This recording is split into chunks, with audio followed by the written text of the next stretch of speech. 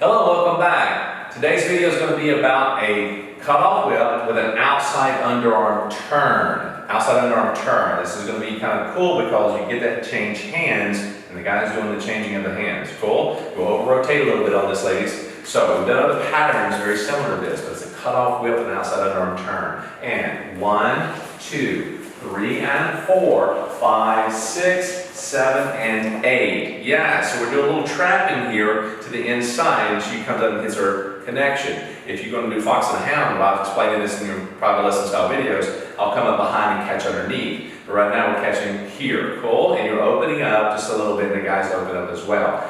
Once more, we're going to take it from this angle. Ready? And 1, 2, 3, and 4, 5, 6, 7, and 8. Nice. I know it's a very cool pattern, isn't it? All right. Here we go. Ready? And 1, 2, 3, and 4, 5, 6, 7, and 8. Nice. This is one of my favorites. I really like this one. So go practice this as much as you need to. Again, if you need more detail, a little more depth as far as what to do and not to do, go to your private lesson style videos. It'll give you that information that you need. This is a quick view so that way you can go right through it and practice. All right? So, go learn, come on back.